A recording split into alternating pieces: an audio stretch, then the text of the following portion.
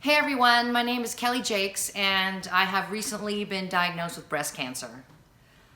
I'm going to do some video blogging about my journey because for me, the last month and a half, I have been looking at other women's stories and they have helped me so much. And I feel like I'm part of a community and I want to share what's going on with me. Because if I can help any of you and what you're dealing with or anyone in your family that you're dealing with, that's what I hope to do by sharing my story. So in October of this year, I had my annual mammogram, and I'm one of those women who have mammograms every year. I have always had dense breast tissue, and so about every 2 or 3 years, they call me back. They want to get different views. They want to do an ultrasound. And that's basically been my experience in my 40s and my 50s.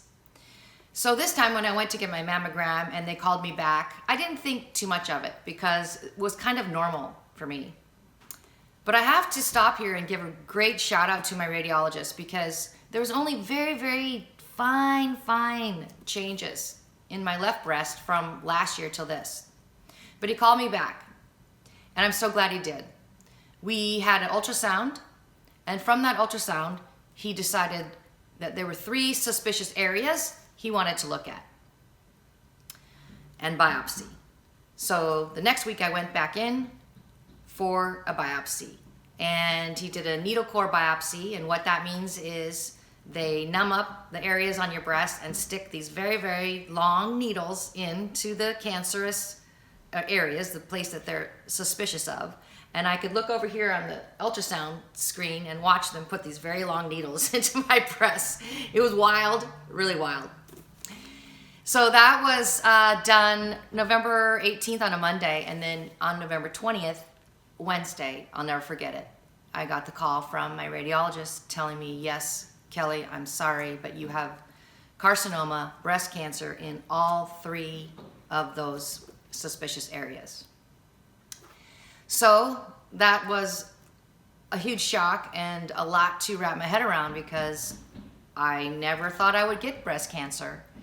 I'm a woman who is a conference speaker. I teach on women's health all around the world, and I often talk about breast health and breast self-exams and what are your risk factors for breast cancer. So for me, all of a sudden to be diagnosed was really, really a shock for me. So November 20th, my life changed. The next morning I got on a plane and went to a conference, and I could barely keep my mind on the conference because all I could think about was, oh my God, I have breast cancer. So from there, a breast MRI was ordered, and I don't know if you've had a breast MRI, but it's very interesting because you're in that big MRI tube and you lay down on your stomach and your breasts fall into 2 holes and they're hanging there. And then, you have to go into the MRI machine, and there's so much clanking and loud noise, and it's claustrophobic, and you have to lay very still and try to breathe very shallow. So during the breast MRI, in order to calm some of my anxiety, I just tried to imagine a happy place. And I remember that day, I was thinking the whole time of this scuba diving trip we were able to go on at St. Lucia. And it was one of the most beautiful dive trips I've ever been on, and it was amazing. So every time I would go into that tube and the clanking and the banging would start, I would just try to imagine myself under the water at that beautiful dive site. So I got through the MRI, and the MRI showed other concerning things on it. And in fact, the MRI showed that I may have more cancer in my breast than immediately thought. So at that point, I met with my surgeon. I also got a second opinion, which I believe is the smart choice for anyone who's facing a life-altering surgery. And I really had 2 options facing me. One was to go ahead and do a full mastectomy because the breast already had so much cancer in it that they thought that might be the best choice for me right now. And the other choice was to have a very large lumpectomy. And for me, I just could hardly wrap my head around the fact that I had cancer. I could hardly believe that I might lose my breast. So for me, I opted to have a lumpectomy because I could just handle it better. And I knew that eventually if I had to take my breast off, at least I would know I tried with the lumpectomy. So my surgeon was fabulous. I had a great surgery outcome, and it was a wonderful day, really, because you were warm and people were taking care of me. And as they rolled me away to surgery, they told me that I started singing Christmas carols, which I think is funny. But one thing I wanted to tell you about getting ready for this lumpectomy, I had to go back to the mammogram machine, and they squished my left breast so much that it was kind of like side boobs sticking out over here. And with the mammogram, they guided wires into the 3 areas where the cancer was. And that was uncomfortable, and that was painful. And even though they tried to numb me up, it was very painful. And so I came out of there with these 3 wires sticking way out of my breast, and they wrap them up and put them down, and then they use those because when they go into surgery, then they can go straight in to where the tumor is. So I go back to my pre-op room, and then my surgeon comes in and injects blue dye into my left nipple, because the dye is going to go through and go up into the lymph nodes and show them where to dissect the sentinel node, or the first lymph node. And so with my lumpectomy, I also had 2 nodes taken out under my arm to check if the cancer had traveled there. So that was funny because I peed blue dye for like 3 days. And it just kept getting lighter and lighter as we went through, and the body flushed that out.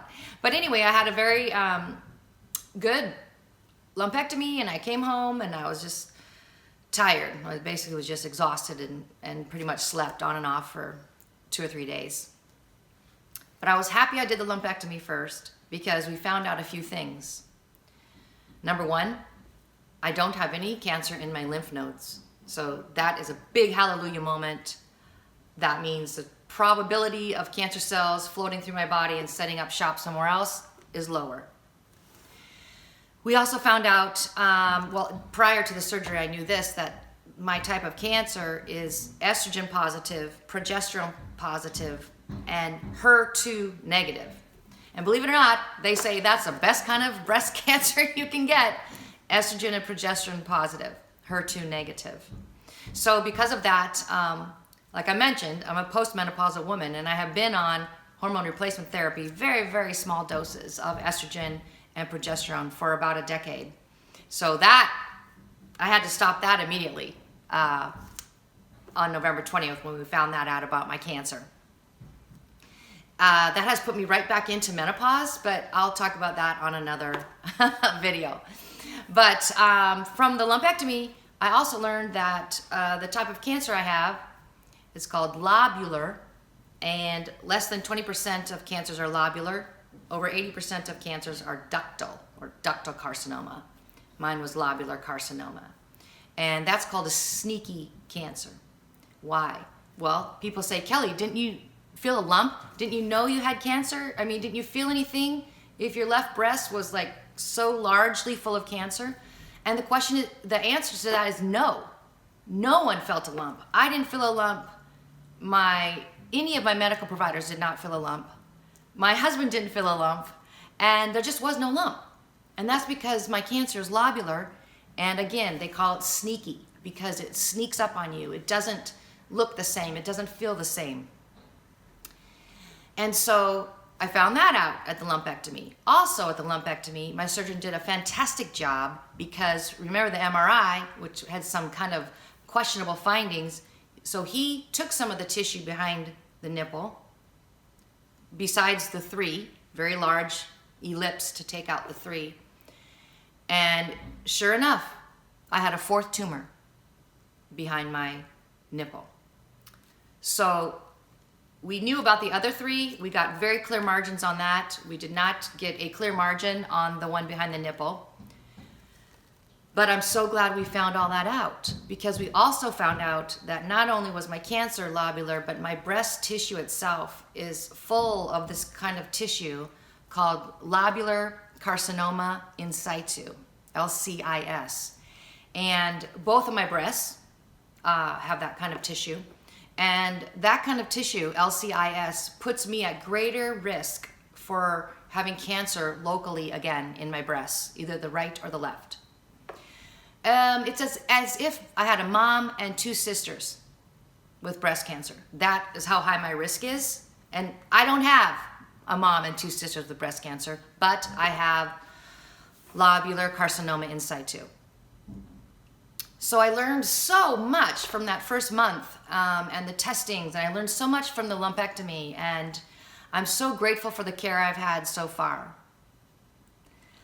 So at this point, with all that I have learned, it's become apparent that the best choice for me, and the choice I am making, is I'm going to have a double mastectomy with full reconstruction.